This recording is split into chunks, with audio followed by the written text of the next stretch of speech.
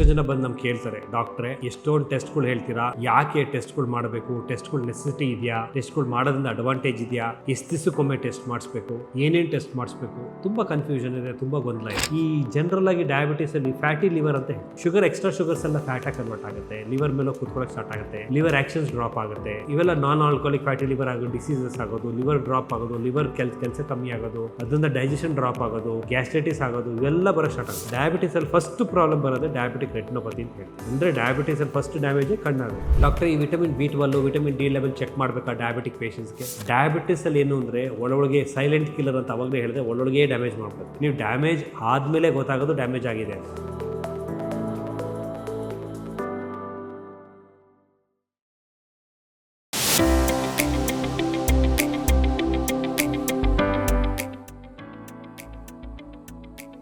ನಮಸ್ಕಾರ, welcome to sweet news about diabetes by doctor Suman. ಇವತ್ತಿನ ಒಂದು ಒಳ್ಳೆ ಮಾಹಿತಿ ಏನಪ್ಪ ಡಯಾಬಿಟಿಸ್ ಕೊಡೋಕ್ಕೆ ಬಂದಿದ್ದೀನಿ ಅಂದರೆ, ಎಷ್ಟೋ ಜನ ಬಂದು ನಮ್ಗೆ ಕೇಳ್ತಾರೆ, ಡಾಕ್ಟ್ರೆ ಎಷ್ಟೊಂದು ಟೆಸ್ಟ್ಗಳು ಹೇಳ್ತೀರಾ, ಯಾಕೆ ಟೆಸ್ಟ್ಗಳು ಮಾಡಬೇಕು, ಟೆಸ್ಟ್ಗಳು ನೆಸೆಸಿಟಿ ಇದೆಯಾ, ಟೆಸ್ಟ್ಗಳು ಮಾಡೋದ್ರಿಂದ ಅಡ್ವಾಂಟೇಜ್ ಇದೆಯಾ, ಎಷ್ಟು ದಿವಸಕ್ಕೊಮ್ಮೆ ಟೆಸ್ಟ್ ಮಾಡಿಸ್ಬೇಕು, ಏನೇನು ಟೆಸ್ಟ್ ಮಾಡಿಸ್ಬೇಕು, ತುಂಬ ಕನ್ಫ್ಯೂಷನ್ ಇದೆ, ತುಂಬ ಗೊಂದಲ ಇದೆ. ಆ ಗೊಂದಲನ ಸ್ವಲ್ಪ ಕ್ಲಿಯರ್ ಮಾಡೋಕ್ಕೋಸ್ಕರ ಬಂದಿದ್ದೀನಿ. ನಾವು ಜನರಲಾಗಿ ಹೇಳ್ತೀವಿ ಡಯಾಬಿಟಿಕ್ ಪೇಷಂಟ್ಸ್ಗೆ ಶುಗರ್ ಲೆವೆಲ್ನ ಚೆಕ್ ಮಾಡ್ಕೊಳ್ಳಿ ಆವಾಗ ಅಂತ ಹೇಳ್ತೀವಿ. ಎಷ್ಟು ದಿವಸಕ್ಕೊಮ್ಮೆ ಆವಾಗ ಅಂದರೆ ಅಂತ ಹೇಳಿದಾಗ I would say around 6 weeks, 6 ವಾರದಿಂದ 8 ವಾರ, ಅಂದರೆ 1.5 ತಿಂಗಳಿಂದ 2 ತಿಂಗಳಿಗೊಮ್ಮೆ ಶುಗರ್ನ ಚೆಕ್ ಮಾಡೋದು ತುಂಬಾ ಇಂಪಾರ್ಟೆಂಟ್. ಮನೇಲೇ ಚೆಕ್ ಮಾಡ್ಬೋದಾ? ಬೇಡ, ಲ್ಯಾಬಲ್ಲಿ ಚೆಕ್ ಮಾಡೋದು ತುಂಬ ಅಡ್ವಾಂಟೇಜಸ್ಸು. ಮನೇಲಿ ಮಾಡ್ಕೊಳ್ಳಿ, ಗ್ಲೂಕೋಮೀಟರ್ ಇದ್ದರೆ 15 ಡೇಸ್ ಒಂದ್ಸತಿ ಮಾಡ್ಕೊಳ್ಳಿ. ಏನಾಗುತ್ತೆ, ಐಡಿಯಾ ಬರುತ್ತೆ, ನಿಮ್ಮ ಶುಗರ್ ಕಂಟ್ರೋಲ್ ಇದೆಯೋ ಇಲ್ವೋ ಅಥವಾ ಏನಾದ್ರು ವೇರಿಯೇಷನ್ಸ್ ಆಗಿದೆಯೋ ಅಂತ ಗೊತ್ತಾಗುತ್ತೆ. ಬಟ್ ಲ್ಯಾಬಲ್ಲಿ ಮಾಡೋದ್ರಿಂದ ನಿಮ್ಮ ಗ್ಲೂಕೋಮೀಟರ್ ಕರೆಕ್ಟಾಗಿ ವರ್ಕ್ ಆಗ್ತಿದೆಯಾ, ಲ್ಯಾಬಲ್ಗೂ ಅದಕ್ಕೂ ಮ್ಯಾಚ್ ಆಗ್ತಿದೆಯಾ ಹೆಂಗೆ ಅಂತ ಗೊತ್ತಾಗುತ್ತೆ. ಸೊ ಎವ್ರಿ 2 ಮಂತ್ಸ್ ಮಾಡೋದ್ರಿಂದ ಅಡ್ವಾಂಟೇಜ್ ಏನಪ್ಪ ಅಂದರೆ, ಬೈ ಚಾನ್ಸ್ ನಿಮಗೆ ಶುಗರ್ ಲೆವೆಲ್ ಸ್ವಲ್ಪ ಜಾಸ್ತಿ ಇತ್ತು ಅಂತ ಇಟ್ಕೊಳ್ಳಿ, ಅವಾಗ ಏನು ಮಾಡ್ತೀರಾ, ನೀವೇ ಒಂದು ಸರ್ಟನ್ ಗೈಡ್ಲೈನ್ಸ್ನ ಡೆವಲಪ್ ಮಾಡ್ಕೊಂಡ್ಬಿಡ್ತೀರಾ. ಅಂದರೆ ನೀವೇ ವಾಕ್ ಮಾಡೋದು ಜಾಸ್ತಿ ಮಾಡ್ತೀರಾ, ಫುಡ್ ಕಟ್ ಮಾಡೋಕ್ಕೆ ಸ್ಟಾರ್ಟ್ ಮಾಡ್ತೀರಾ. ಹಾಗಾಗಿ ನಿಮಗೆ ಕಂಟ್ರೋಲ್ ಜಾಯ್ನಾಗಿ ಬರುತ್ತೆ. It's not that quite often ಮಾಡೋದ್ರಿಂದ ಡಯಾಬಿಟಿಸ್ ಕಂಟ್ರೋಲ್ ಬರುತ್ತೆ, ಆ ಥರ ಇಲ್ಲ. ಸೈಕಲಾಜಿಕಲಿ ಇಟ್ ಹೆಲ್ಪ್ ಆಗುತ್ತೆ. ಅದಕ್ಕೋಸ್ಕರ ನೀವು ಅವಾಗ ಚೆಕ್ ಮಾಡಿ ಅಂತ ನಾನು ಹೇಳ್ತೀವಿ. ಇನ್ನು ಕೆಲವ್ರಿಗೆ ಹೇಳ್ತೀವಿ 3 ಮಂತ್ಸ್ ಆ್ಯಾವ್ರೇಜ್ ಚೆಕ್ ಮಾಡಿ, 4 ಮಂತ್ಸೋ ಅಥವಾ 5 ಮಂತ್ಸ್ಗೆ ಒಂದ್ಸತಿ 3 ಮಂತ್ಸ್ ಆ್ಯಾವ್ರೇಜ್ ಚೆಕ್ ಮಾಡಿ ಅಂತೀವಿ. ಅಂದರೆ HbA1c ಚೆಕ್ ಮಾಡಿ ಅಂತ ಹೇಳ್ತೀವಿ. ಯಾಕೆ HbA1c ಚೆಕ್ ಮಾಡಿ ಅಂತ ನಾವು ಹೇಳ್ತೀವಿ ಅಂದರೆ, ಚೆಕ್ ಮಾಡೋ ದಿವಸ ನೀವೇನು ಮಾಡ್ತೀರಾ, ಶುಗರ್ನ ಸ್ವಲ್ಪ ಕಂಟ್ರೋಲ್ ಚೆನ್ನಾಗಿ ಇಟ್ಕೊಂಡ್ಬಿಡ್ತೀರಾ. ಹೋಗಿ ಚೆಕ್ ಮಾಡಿದಾಗ ಏನಾಗುತ್ತೆ, ಕಂಟ್ರೋಲ್ ಚೆನ್ನಾಗಿರುತ್ತೆ. ಬಟ್ ಅನ್ಫಾರ್ಚುನೇಟ್ಲಿ ಒಳಗೆ ಡ್ಯಾಮೇಜ್ ಆಗ್ತಾ ಇರುತ್ತೆ, ಕಾಲು ಉರಿ ಬರ್ತಾ ಇರುತ್ತೆ, ಕಣ್ಮಂಜಾಗ್ತಾ ಇರುತ್ತೆ, ಇನ್ನೂ ಹಲವಾರು ಪ್ರಾಬ್ಲಮ್ಸ್ ಬರ್ತಾ ಇರುತ್ತೆ. ಅನುಮಾನ ಬಂದು ನೋಡಿದಾಗ ಏನೋ ಪ್ರಾಬ್ಲಮ್ ಇದೆಯಲ್ಲ, ಯಾಕೆ ಶುಗರ್ ಕಂಟ್ರೋಲ್ ಇದೆಯಲ್ಲ ಪ್ರಾಬ್ಲಮ್ ಬರ್ತಾ ಇದೆ ಅಂತ ನೋಡಿದಾಗ ಈ 3 ಮಂತ್ಸ್ ಆ್ಯಾವ್ರೇಜಲ್ಲಿ ಸ್ವಲ್ಪ ವೇರಿಯೇಷನ್ ಇರುತ್ತೆ. ಅದಕ್ಕೋಸ್ಕರ ನಾವು ಹೇಳ್ತೀವಿ 3 ಮಂತ್ಸ್ ಆ್ಯಾವ್ರೇಜ್ ಮಾಡೋದ್ರಿಂದ ಐಡಿಯಾ ಬಂದುಬಿಡುತ್ತೆ. ಎಷ್ಟಿರಬೇಕು, 7 to 7.5% ಇದ್ದರೆ ನಿಮಗೆ 3 ಮಂತ್ಸ್ ಆ್ಯಾವ್ರೇಜ್ ಲೆವೆಲು ಕಂಟ್ರೋಲ್ ಚೆನ್ನಾಗಿದೆ ಅಂತ ಲೆಕ್ಕ. ಸೊ ಹಾಗಾಗಿ 3 ಮಂತ್ಸ್ ಆ್ಯಾವ್ರೇಜ್ ಚೆಕ್ ಮಾಡೋದು ಕೂಡ ಅಷ್ಟೇ ಅವಶ್ಯಕತೆ, ಅಷ್ಟೇ ಇಂಪಾರ್ಟೆಂಟ್. ಕೆಲವರು ಮಾಡ್ಸೋಕ್ಕೆ ಹೋಗಲ್ಲ, ಬೇಡ ನೋಡೋಣ ಹಂಗೆ ಅಂತ. ಬಟ್ ಅಂತರ ನೆಗ್ಲೆಕ್ಟ್ ಮಾಡೋಕ್ಕೆ ಹೋಗಬಾರ್ದು. 3 ಮಂತ್ಸ್, ಎಷ್ಟೋ ಜನ 3 ಮಂತ್ಸ್ ನೋಡಿಕೊಂಡು ಶುಗರ್ ಇದೆಯೋ ಇಲ್ವೋ ಅಂತಲೂ ಕಂಡುಹಿಡಿತಾ ಇದ್ದಾರೆ. ಅಂದರೆ ಡಿಟೆಕ್ಷನ್ ಆಫ್ ಡಯಾಬಿಟಿಸ್ ಕೂಡ 3 ಮಂತ್ಸಿಂದನೂ ಮಾಡ್ತಾ ಇದ್ದಾರೆ. ಸೊ ಹಾಗಾಗಿ 3 ಮಂತ್ಸ್ ಡಯಾಬಿಟಿಸ್ ಇರೋರು 3 ಮಂತ್ಸ್ ಲೆವೆಲ್ ಮಾಡೋದು ತುಂಬ ಅವಶ್ಯಕತೆ ಅಂತ ಹೇಳ್ತೀವಿ. ನೆಕ್ಸ್ಟ್ ಚೆಕಪ್ ಬಂದು ಕಿಡ್ನಿ ಚೆಕಪ್ ಅಂತ ಹೇಳ್ತೀವಿ. ಕಿಡ್ನಿ ಚೆಕಪ್ ಮಾಡೋದು ತುಂಬ ಅವಶ್ಯಕತೆ. ಅಟ್ಲೀಸ್ಟ್ ವರ್ಷಕ್ಕೋ ಅಥವಾ 2 ವರ್ಷಕ್ಕೊಂದ್ಸತಿನಾರು ನೀವು ಮಾಡ್ಕೊಳ್ಳಿ. ವರ್ಷಕ್ಕೊಂದ್ಸತಿ ಯಾಕೆ ಮಾಡ್ಕೊಬೇಕು ಅಂದರೆ, ತುಂಬ ಏಜ್ ಆಗ್ತಾ ವರ್ಷಕ್ಕೊಂದ್ಸತಿ ಮಾಡ್ಕೊಳ್ಳಿ.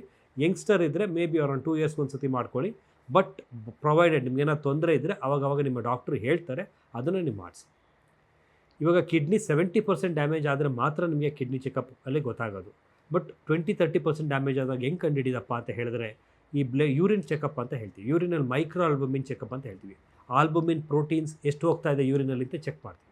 ಅದು ಕೂಡ ಇಂಪಾರ್ಟೆಂಟ್, ಅದು ಕೂಡ ಮಾಡಿಸಿ. 24 hours ಕಲೆಕ್ಟ್ ಮಾಡೋದ್ರಿಂದ ಮೋರ್ ಆ್ಯಕ್ಯುರೇಟ್ ವ್ಯಾಲ್ಯೂ ಬರುತ್ತೆ ಅಂತ ನಾವು ಹೇಳ್ತೀವಿ. ಸೊ ಇಂಪಾರ್ಟೆಂಟ್, ಅದು urine analysis is also important ಅಂತ ಹೇಳ್ತೀವಿ. ಪ್ಲಸ್ ಮೋರ್ ಇಂಪಾರ್ಟೆಂಟ್, ಡಯಾಬಿಟಿಸಲ್ಲಿ ಏನಾಗುತ್ತೆ ಅಂದರೆ, ಈ ಜನರಲಾಗಿ ಡಯಾಬಿಟಿಸಲ್ಲಿ ಫ್ಯಾಟಿ ಲಿವರ್ ಅಂತ ಹೇಳ್ತೀವಿ. ಶುಗರ್ ಎಕ್ಸ್ಟ್ರಾ ಶುಗರ್ಸ್ ಎಲ್ಲ ಫ್ಯಾಟಾಗಿ ಕನ್ವರ್ಟ್ ಆಗುತ್ತೆ, ಲಿವರ್ ಮೇಲೆ ಕೂತ್ಕೊಳ್ಳೋಕೆ ಸ್ಟಾರ್ಟ್ ಆಗುತ್ತೆ, ಲಿವರ್ ಆ್ಯಕ್ಷನ್ಸ್ ಡ್ರಾಪ್ ಆಗುತ್ತೆ, ಇವೆಲ್ಲ ನಾನ್ ಆಲ್ಕೋಲಿಕ್ ಫ್ಯಾಟಿ ಲಿವರ್ ಆಗೋದು, ಡಿಸೀಸಸ್ ಆಗೋದು, ಲಿವರ್ ಡ್ರಾಪ್ ಆಗೋದು, ಲಿವರ್ ಕೆಲಸ ಕಮ್ಮಿ ಆಗೋದು, ಅದರಿಂದ ಡೈಜೆಷನ್ ಡ್ರಾಪ್ ಆಗೋದು, ಗ್ಯಾಸ್ಟ್ರೈಟಿಸ್ ಆಗೋದು, ಇವೆಲ್ಲ ಬರೋಕ್ಕೆ ಸ್ಟಾರ್ಟ್ ಆಗಿಬಿಡುತ್ತೆ. ಸೊ ಹಾಗಾಗಿ ಡಯಾಬಿಟಿಕ್ ಪೇಷಂಟ್ಸ್ ಲಿವರ್ ಫಂಕ್ಷನ್ಸು ಅವಾಗ ಚೆಕ್ ಮಾಡಿಕೊಂಡು ಹೇಗಿದೆ, ಲಿವರ್ ಸ್ಕ್ಯಾನ್ ಮಾಡಿಕೊಂಡು ಲಿವರ್ ಏನಾದ್ರು ಫ್ಯಾಟಿ ಲಿವರ್ ಇದೆಯಾ, ಲಿವರ್ ಟೆಕ್ಸ್ಚರ್ ಹೇಗಿದೆ, ಅವನ್ನೆಲ್ಲ ನಾವು ನೋಡ್ತಾ ಇರಬೇಕು. ನೋಡ್ತಾ ಇದ್ದರೆ ನಿಮ್ಮ ಲಿವರ್ ಕಂಟ್ರೋಲ್ ಚೆನ್ನಾಗಿದ್ದರೆ ನಿಮ್ಮ ಡಯಾಬಿಟಿಸ್ಗೂ ಹೆಲ್ಪ್ ಆಗುತ್ತೆ. ನಾಟ್ ಓನ್ಲಿ ದಟ್, ನಿಮ್ಮ ಪ್ರಾಬ್ಲಮ್ಸ್ ಬರೋದನ್ನು ಅವಾಯ್ಡ್ ಆಗ್ತಾ ಹೋಗುತ್ತೆ. ಇನ್ನು ಕೆಲವರು ಮೋಸ್ಟಾಗಿ ನಾವು ಹೇಳ್ತೀವಿ ಕೊಲೆಸ್ಟ್ರಾಲ್ ಚೆಕಪ್ ಮಾಡಿಸಿ ಅಂತ ಹೇಳ್ತೀವಿ. ವೇರಿಯಸ್ 5 ಥರ ಕೊಲೆಸ್ಟ್ರಾಲ್, ಈ ಲಿಪಿಡ್ ಪ್ರೊಫೈಲ್ ಅಂತ ನಾವೇನು ಕರಿತೀವೋ ಅದನ್ನು ಮಾಡಿಸಿ ಅಂತ ಹೇಳ್ತೀವಿ. ಯಾಕೆ ಅಂತ ಹೇಳಿದ್ರೆ, ಈ ಲಿಪಿಡ್ ಪ್ರೊಫೈಲ್ಸಲ್ಲಿ ಪ್ರತಿಯೊಂದು ಕೊಲೆಸ್ಟ್ರಾಲ್ ನಮ್ಮ ಬಾಡಿಲಿ ಎಷ್ಟಿದೆ ಅಂತ ಲೆವೆಲ್ ಗೊತ್ತಾಗೋದ್ರಿಂದ ಡಯಾಬಿಟಿಸ್ ಕಂಟ್ರೋಲ್ ಇದೆಯೋ ಇಲ್ವೋ, ಡಯಾಬಿಟಿಸ್ ಕಂಟ್ರೋಲ್ ಇಲ್ಲ, ಡಯಾಬಿಟಿಸಿಂದ ಶುಗರ್ ಲೆವೆಲ್ ಜಾಸ್ತಿಯಾಗಿ ಶುಗರಿಂದ ಕೊಲೆಸ್ಟ್ರಾಲ್ ಜಾಸ್ತಿ ಆಗ್ತಿದ್ರೆ ನಾವು ಅದನ್ನು ಕಂಟ್ರೋಲ್ ಮಾಡೋಕ್ಕೆ ಟ್ರೈ ಮಾಡಬೇಕಾಗುತ್ತೆ. ನಿಮ್ಗೆ ಗೊತ್ತೇ ಇದೆ diabetes is very dear to heart. ಅಂದರೆ ಡಯಾಬಿಟಿಕ್ ಪೇಷಂಟ್ಸ್ಗೆ ಹಾರ್ಟ್ ಅಟ್ಯಾಕ್ ಆದರೂ ಗೊತ್ತಾಗಲ್ಲ, ಎದೆನೋ ಬರೋಲ್ಲ. ಸೊ ಹಾಗಾಗಿ ಅವಾಗವಾಗ ನಾವು ಕೊಲೆಸ್ಟ್ರಾಲ್ ಲೆವೆಲ್ ಚೆಕ್ ಮಾಡೋದು, ECG ಚೆಕ್ ಮಾಡೋದು, ಹಾರ್ಟಿಗೆ ಏನೋ ಪ್ರಾಬ್ಲಮ್ ಇದೆಯಾ ಅಂತ ನೋಡ್ಕೊಳ್ಳೋದು, ಪ್ಲಸ್ ರೆಗ್ಯುಲರಾಗಿ TMT ಮಾಡಿಸ್ಕೊಳ್ಳೋದು 4 ಇಯರ್ಸ್ 3 ಇಯರ್ಸ್ ಒಂದ್ಸತಿ. ಆವಾಗಲೂ ಕೂಡ ನಮ್ಮ ಬಾಡಿಗೆ ಲೆವೆಲ್ಸ್ ಗೊತ್ತಾಗ್ಬಿಡುತ್ತೆ, ಯಾವ ಥರ ವೇರಿಯೇಷನ್ಸ್ ಇದೆ ಗೊತ್ತಾಗ್ಬಿಡುತ್ತೆ. ಇವೆಲ್ಲವೂ very very important for diabetes. Haemoglobin check ಮಾಡಿಸ್ಕೊಳ್ಳೋದು, ಪ್ಲಸ್ ಕಾಲಲ್ಲಿ ಸ್ಪರ್ಶಜ್ಞಾನ ಇದೆಯಾ ಅಂತ ಅದನ್ನು ಚೆಕ್ ಮಾಡ್ಕೊಳ್ಳೋದು. ಡಯಾಬಿಟಿಸಲ್ಲಿ ರೆಟಿನೋಪತಿ ಅಂತ ನಾವು ಕಾಮನಾಗಿ ಕರಿತೀವಿ, ಅಂದರೆ ಕಣ್ಣೊಳಗೆ ಬ್ಲೀಡಿಂಗ್ ಆಗ್ತಾ ಇರುತ್ತೆ, ಅದನ್ನು ಚೆಕ್ ಮಾಡೋದು ವರ್ಷಕ್ಕೊಂದ್ಸತಿ. ಕಣ್ಣಲ್ಲಿ ಏನು ಬ್ಲೀಡಿಂಗ್ ಆಗ್ತಿಲ್ಲ ಅಂದರೆ ಕರೆಕ್ಟಾಗಿದೆ ಅಂತ ಗೊತ್ತಾದರೆ ನಮಗೆ ಒಳ್ಳೆಯದು. ಇನ್ಫ್ಯಾಕ್ಟ್ ಡಯಾಬಿಟಿಸಿಂದ ಏನೂ ಪ್ರಾಬ್ಲಮ್ಸ್ ಇಲ್ಲ ಅಂತ ಗೊತ್ತಾಗುತ್ತೆ. ಬಟ್ ಒಂದಂತೂ ನಿಜ, ಡಯಾಬಿಟಿಸಲ್ಲಿ ಫಸ್ಟ್ ಪ್ರಾಬ್ಲಮ್ ಬರೋದೇ ಡಯಾಬಿಟಿಕ್ ರೆಟಿನೋಪತಿ ಅಂತ ಹೇಳ್ತೀವಿ.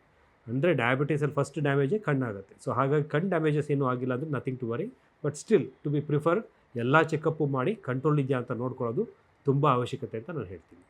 ಇನ್ನು ಕೆಲವರು ಕೇಳ್ತಾರೆ, ಡಾಕ್ಟರ್ ಈ vitamin B12 vitamin D level check ಮಾಡಬೇಕಾ ಡಯಾಬಿಟಿಕ್ ಪೇಷಂಟ್ಸ್ಗೆ? ಹೌದು, ಆಫ್ ಲೇಟ್ ನಾವೇನಾಗ್ತಾಯಿದೆ ಅಂದರೆ ಈ ವಿಟಮಿನ್ B12 ಮತ್ತು ವಿಟಮಿನ್ D ಲೆವೆಲ್ಸ್ ತುಂಬಾ ಕಮ್ಮಿ ಆಗಿ ಸ್ಟಾರ್ಟ್ ಆಗಿಬಿಟ್ಟಿದೆ. ಸೊ ಹಾಗಾಗಿ ಎಲ್ಲ ಡಯಾಬಿಟಿಕ್ ಪೇಷಂಟ್ಸು ಅದನ್ನು ಚೆಕ್ ಮಾಡಿ.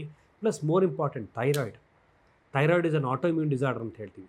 Thyroid levels up and down ಆಗ್ತಾ ಇರ್ತದೆ ಡಯಾಬಿಟಿಕ್ ಪೇಷಂಟ್ಸ್ಗೆ. ಸೊ ಹಾಗಾಗಿ ಚೆಕ್ ಮಾಡಿ ಬೈ ಚಾನ್ಸ್ ಏನಾದ್ರು ಥೈರಾಯ್ಡ್ ಲೆವೆಲ್ ಜಾಸ್ತಿ ಇದ್ದರೆ ಮೆಡಿಸಿನ್ಸ್ ಎಲ್ಲ ಡಾಕ್ಟರ್ ಕೊಡೋಕ್ಕೆ ಸ್ಟಾರ್ಟ್ ಮಾಡ್ತಾರೆ, ಕಂಟ್ರೋಲ್ ಚೆನ್ನಾಗಾಗುತ್ತೆ. Thyroid is one of the main organ. ಏಕೆಂದರೆ ಥೈರಾಯ್ಡ್ ಕಂಟ್ರೋಲ್ ಚೆನ್ನಾಗಿದ್ರೆ ದ ಹೋಲ್ ಬಾಡಿ ಕಂಟ್ರೋಲ್ ಚೆನ್ನಾಗಿರುತ್ತೆ ಅಂತ ನಾವು ರೆಕಮೆಂಡ್ ಮಾಡ್ತೀವಿ. ಸೊ ಅದು ಕೂಡ ಇಂಪಾರ್ಟೆಂಟ್.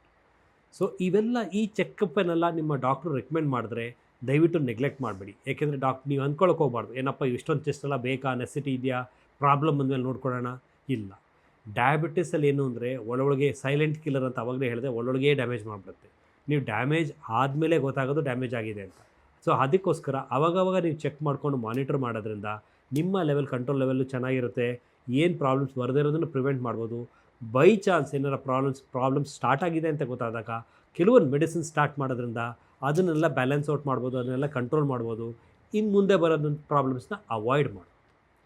ಸೊ ಡಯಾಬಿಟಿಕ್ ಪೇಷಂಟ್ಸು ಪ್ರತಿಯೊಂದು ಚೆಕ್ ಮಾಡಬೇಕು. ಚೆಕ್ ಮಾಡೋದು ಹೈಟು, ವೆಯ್ಟು, BP ಚೆಕಪ್ಪು ಇವೆಲ್ಲನೂ ಮಾಡಿಸ್ಬೇಕು. ಇವೆಲ್ಲ ಮಾಡಿಸಿ ರೆಗ್ಯುಲರಾಗಿ ಮಾನಿಟ್ರ್ ಮಾಡ್ತಾ ಇರೋದ್ರಿಂದ ನಿಮಗೆ ಯಾವ ಥರ ಪ್ರಾಬ್ಲಮ್ಸು ಬರದೇ ಹಂಗೆ ಕಂಟ್ರೋಲ್ ಮಾಡಿಕೊಂಡು ಆರಾಮಾಗಿ ಲೈಫ್ನ ಲೀಡ್ ಮಾಡ್ಬೋದು. ಸೊ ಡಯಾಬಿಟಿಕ್ ಪೇಷಂಟ್ಸ್ ಯಾವುದನ್ನು ಮಿಸ್ ಮಾಡ್ದಂಗೆ ಮಾಡ್ತೀರಾ ಅಂತ ಅಂದ್ಕೊಂಡಿದ್ದೀನಿ. ಬೈ ಚಾನ್ಸ್ ಇನ್ನೇನಾರ ಟೆಸ್ಟು ನಿಮ್ಗೆ ಏನಾರ ಅನುಮಾನ ಆಯಿತು, ಏನಾರ ಐಡಿಯಾ ಬೇಕಿತ್ತು ಅಂದರೆ ಎನಿ ಟೈಮ್ ನೀವು ನಮ್ದಾಗ ಕಾಂಟ್ಯಾಕ್ಟ್ ಮಾಡ್ಬೋದು, ಇಲ್ಲ ನಿಮಗೆ ಮೆಸೇಜ್ ಕಳಿಸ್ಬೋದು. ಅದರಿಂದ ನಾವು ನೋಡ್ಬಿಟ್ಟು ನಿಮಗೆ ಆನ್ಸರ್ಸ್ ಮಾಡ್ತೀವಿ. But diabetes is definitely, it's not curable, it is definitely controllable. But complications are definitely preventable. ಅದನ್ನು ಪ್ರಿವೆಂಟ್ ಮಾಡೋದಕ್ಕೋಸ್ಕರ ಇವೆಲ್ಲ ಟೆಸ್ಟ್ ಮಾಡಿಸ್ಲೇಬೇಕು ಅನ್ನೋದಕ್ಕೋಸ್ಕರ ನಿಮಗೆಲ್ಲ ಇದು ಮಾಹಿತಿ ಕೊಡ್ತಾಯಿದ್ದೀನಿ. ಹಿಂಗೆ ಹೇಳ್ತಾ ನಾನು 2 ಮಾತು ಮುಗಿಸ್ತಾ ಇದ್ದೀನಿ.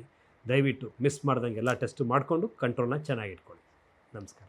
ಆರೋಗ್ಯ ಮಾಹಿತಿಯ ಇಂಥ ಮತ್ತಷ್ಟು ವಿಡಿಯೋಗಳಿಗಾಗಿ Vishwavani health YouTube channel subscribe ಮಾಡಿ.